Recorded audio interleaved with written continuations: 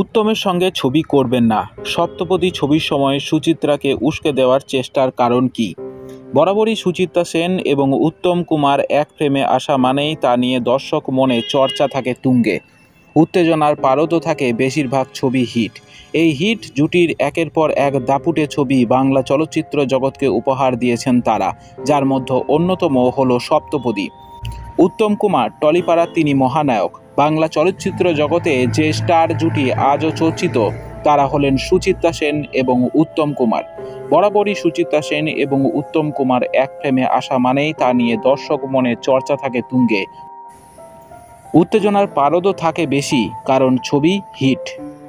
এই হিট জুটি একের পর এক দাপুটে ছবি বাংলা চলচ্চিত্র জগৎকে উপহার দিয়েছেন, যার মধ্যে অন্যতম হল সপ্তপদী।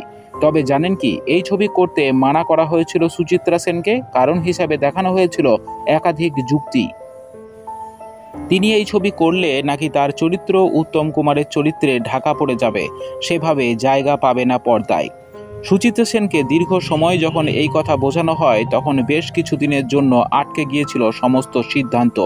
যদিও সুচিত্রা সেন ফেরাননি রমা গ্রাউন্ড চরিত্র, যেখানে তার এবং উত্তম কুমারের সম্পর্ক বরাবর দর্শক মনে ঝড় তুলেছে, বারবার চর্চিত হয়েছে। বাইকে করে তার এবং সুচিত্রা সেনেরই সেই আইকনিক দৃশ্য, যে গান আজও বাঙালির কাছে রোমান্সের অন্যতম সুর, সেই ছবি হতো না হয়তো।